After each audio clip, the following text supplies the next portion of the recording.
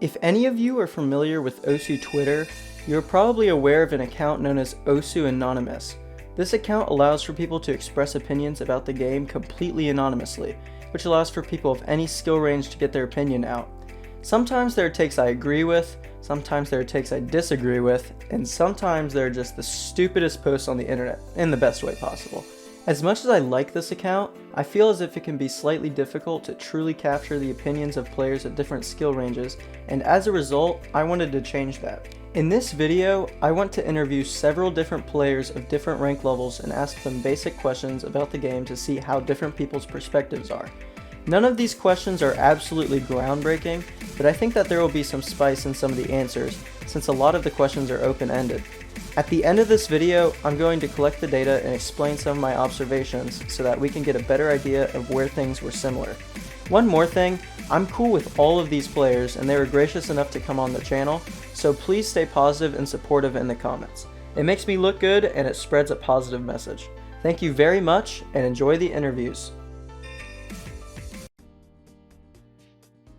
It was actually a funny story, but just like a random high school sleepover, a friend of a friend brought their laptop and was playing it, and I was like, "What's that?" He's like, "Oh, it's this rhythm circle game. You wouldn't be very good at it." And I took that personally. Yeah. So I found out about OSU somewhere back in 2014 or 15, somewhere around there. So the first time I saw OSU was when my brother was playing the game. And so I got a little bit interested and he let me play the game in offline so I didn't ruin his rank. So I just decided to try it out. Annoyingly enough, a lot of my Challenge Dash friends started playing it. So I was like, okay, that game looks kind of cool. And now it's pretty much the only game I play. Gang. The way I found about OSU is that my friend XCal basically would not shut up about clicking the circles in class for like a whole month or so. 2014 or 15, but when I actually started playing the game was in October of 2020. Okay, I joined in January of 2018. I guess technically like summer of 2017, but I don't think I took it seriously till like spring 2018. When did I start playing? 2016, but like I quit. I started playing it when XCal finally shut up about it like 2 months later. I sucked at it because I never knew how to manage my sensitivity. So I put my sense and DPI to the highest I could. I think I got the game in like 2015, like played 2 maps, then made an account in 2016. I actually like registered in 2016, and then I didn't really start seriously playing until like later 2016 or 2017. No, rank doesn't matter at all. Does rank matter? It depends on what we're talking about that matters. I mean, it depends. It depends. Right. If you're just having fun, it doesn't matter. But I think if you're really trying to improve, it kind of shows, I guess it kind of like shows your improvement. But honestly, like, the PP system doesn't show like all your improvement. So to an extent, I would say it does matter, but then it also doesn't matter because sometimes you could improve a lot, but your rank just doesn't show it yet. I think rank is really a great indicator of how good you can farm, but at the same time, like, farming is a skill. Right. I think it's important to note that farming is a skill, but it's a lot of people's only skill, and they're rewarded for it. Right? That's true. But to think of it as a skill, I think a lot of people don't admit that. Like, it depends on what you're using your rank for. Like, if you can't sign up for a tournament because you're not high enough rank, or you're too high of rank, like, it matters then, right? Yeah. It kind of does matter in a sense that like if you have the higher rank, there's a good chance you are just a better player. But at the same time, like, I farm SS's and like I could be a higher rank if I really wanted to, but For sure. that doesn't necessarily like mean that much to me. No. Decay, like, since you only naturally decay, it doesn't actually count for your skill level. Like, I'm way worse than my rank. No, I honestly don't. What I only did, kinda, was like I mostly farmed PP all the way up to 5 digits. And got there in about 2 months or so. And then later on realized that I might need to improve it at other skill sets. So that's what I'm doing. I would say no for the meme, but I don't really play enough to be more than 6 digit at the moment. And I also, I switched to tablet recently, so my rank is probably lower than what it says, than what it should be, because I'm kind of relearning the game still. I kind of think I do. Speaking on the does rank matter thing, all my top plays are like DT farm maps, like really bad farm maps too. So like, as of very recently, I've started to make what I feel are plays I'm actually proud of, like what could be a 500 PP play on like a 270 BPM DT stream map. Holy. Instead of just like the standard jumps. Yeah. So I feel like once I start making stuff like that, hell yeah, I deserve my rank. Maybe a little higher. I don't think I'm 5-digit material yet, but I could probably be like 150. Yeah. Should I say it like that? Or should Yeah, I say yeah, yes? keep it that way, keep it that way. Unforgiven of both. Let's go. Good choice. Not even close. I think that it's probably the Flashlight FC on the Unforgiven. Oh yeah. But I also highly respect Umbre's SS Hidden Hard Rock on Sidetrack Day. Yeah, that score is freaking sick. His UR got smaller and smaller. Yeah. It's crazy. That score is phenomenal too.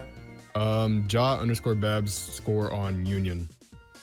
I mean, my first instinct is to say the Quirkay Freedom Dive HDHR, but I mean, that is like a legendary score by all means, but I don't think it's like the absolute craziest, like, off the walls score that exists. Merami's plays specifically, I mean, he's the only person I tend to like go onto YouTube and search up and watch his videos repeatedly because I just love to watch him like so fast. Yeah. So I mean, I'd have to go with his plays, but I don't have a single play in mind though. Yeah. So I guess Molika. Okay, so I've contemplated this question for a long time, and I'm gonna join the Cookiesy bandwagon, because you know what? That's all I know. Cookiesy Sama is God. So I'm gonna say his Hidden Hard Rock Freedom Dive play. All right, a classic, a classic. There are many great plays achieved by great players, but if I'd had to say one play that's impressive, I'd say it was minus GM's FC on the Unforgiving with Flashlight. Well, I mean, there's the obvious one's a mouse, one's a tablet. Tablet is much more exact, whereas mouse, it's a relative spot on the screen. So like I don't think there's a lot of leeway either way with how you aim, but it looks and it feels a lot different. Yes, there's definitely a difference between the two. I, a mouse player, suffer from mouse drift, which messes with many of my plays. The way I counter mouse drift is that I readjust my cursor while in a slider. I think mouse is more consistent, but like harder. Like to put it like simply, like harder. Right. I don't know like how else I could say it. I think there's definitely a difference. It's like honestly not that important unless you like play a lot. But I feel like mouse has like an aim advantage in a sense that like you can hit really awkward stuff. But tablet like has a lot of like higher level like good things, I guess. Yeah. Like jumps are like way harder for me than like the people that I know who have tablet, and like that's just kind of the trade-off. Yes, I think there's a difference. I've been both a mouse player and a tablet player, and what I can say is that on the tablet, it's easier to aim than a mouse. Simply because you got like more movement, or you're like more free. I recently switched to mouse because my pen is gone. Can't find it. Tried for a week. So like, it's hard for me to play a mouse since I don't usually play on a low sense. But then again, if I have it, if I have a higher sense, it would still be a problem because I over aim. Right. trash aim, yes. So I need to adapt to it. But there are still players like Andros, Fun Orange, you of course, who are really good at it. But it all comes down to preference. Right. I honestly don't know because I don't know much about mouse plays, but I feel like if you're looking at something like, say, Bookmaker, like some of the those like weird jumpy streams. Yeah. Like no way can I imagine somebody doing that on a mouse, though they probably could, but I'd imagine that's by far a lot harder. Cookiesy. But Cookiesy, But I think like Cookiesy is probably the number one for me. I think it's kind of between Cookiesy and Vaxe. Single person that He's said just Cookie Z. wrong. What? Like, yeah, he was like good at the time, but he's just not the best player of all time. I'm sorry. Bacon Boy is the best.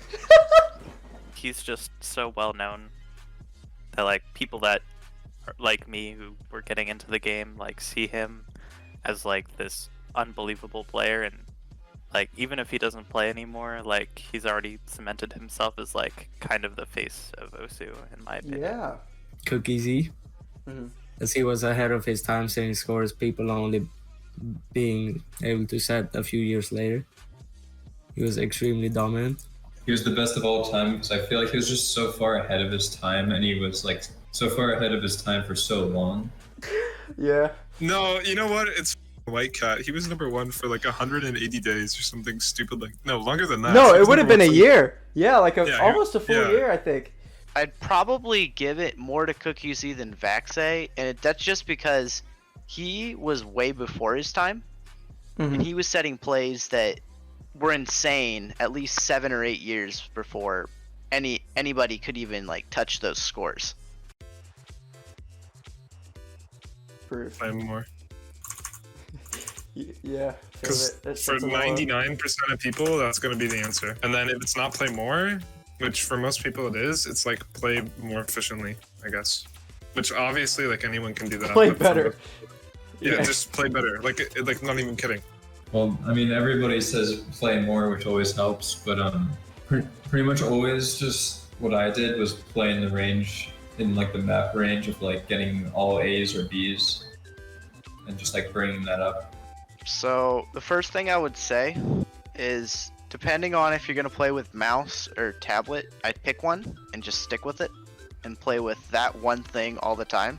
Because if you're just switching back and forth, you're not gonna gain skill in either one. And then 2, I would probably say just you have to play more. Try to find time during your day, like school, like a period at school. Take like an hour a day and play through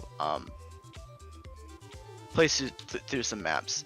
And then 3, I'd say to definitely improve is you don't want to just mindlessly play maps. I think you need to have like a little bit more, like obviously have fun, but you need to have like a purpose. Like, okay, this map is going to help me with, maybe you play a ton of stream maps because you're trying to improve your streaming, or maybe you're playing jump maps, or you're playing tech maps or finger control maps, kind of like I guess group them up so that you're kind of working on one skill at a time, more so than the others. But I'd say that they shouldn't play PP maps too much and just explore the game and have fun with it. Like, try different maps, play the maps you like, try different mods, and just enjoy the game. Do not mash your keyboard and try not to exert all your stamina in the stream.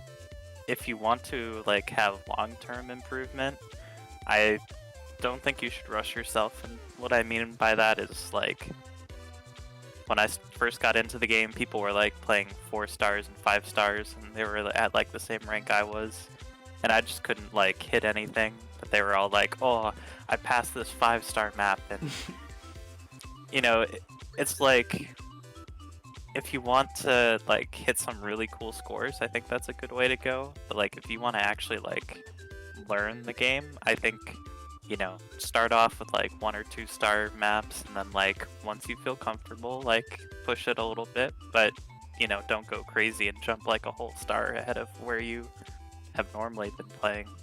If like I had a number 1 tip, like part 2, it would be like, it's okay to farm you know, just don't make that your everyday like Osu gameplay, you know? Your mom. Are you for real? Are you trolling me? That's no. All I know is Quirkay's is huge. I mean, And that's all I have to say. all right. Shout out to the 6 digits for doing their best. I mean, there's got to be 6 digits for there to be 5 digits. So, you know, True. Thank There's you got to be guys. 6 digits for there to be 1 digits. Wait, that's actually not true. Like, that's just not true. Like, there does not have to be 6 digits to be 5 digits either. There's just not. It sounded so smart. Why did you? Keep my name in mind. I'm looking to hit top 50 in SS ranks by the end of Woo! 2021. That's my goal. Oh my, that'd be sick. Me, myself, and I. Oh snap. I mean, if I could, I'd shout out my YouTube channel. It's not that big. It's just pretty small. I don't post that great content as of now. But I'll try to come up with something new for it, and hopefully it will go well. Now that the interviews are over with, let's take a look at some of the data. The first major takeaway I had was that everyone found the game either through a friend or from YouTube. This seems to be how most players find the game, with someone finding it through YouTube and spreading it to their friends. Most people said that it depended on different factors when it came to the importance of rank. For some people, rank matters a lot. To others, it's an arbitrary stat on their profile. The interesting thing about the question about whether the players belonged at their rank or not was the fact that most people said no, but no meant several different things. Some people said no because they felt they were better than their rank displayed, while others believed they were worse than their rank displayed. This was probably the most interesting result of them all to me. Cookie Z was head and shoulders above the rest when it came to the best player of all time argument, with some disagreeing and opting for more modern players. For the improvement section, I was really surprised that more people didn't just go with the classic mantra, play more. I also found it awesome to see that different playstyles were present in the answers, with a consistency-based player like Steelgrass saying you should pace yourself, while someone who's a lot more explosive and streaky like Lion Tree saying you should push your limits. I did ask the players their favorite maps, but couldn't find a good spot to put it in the video, so here are those results.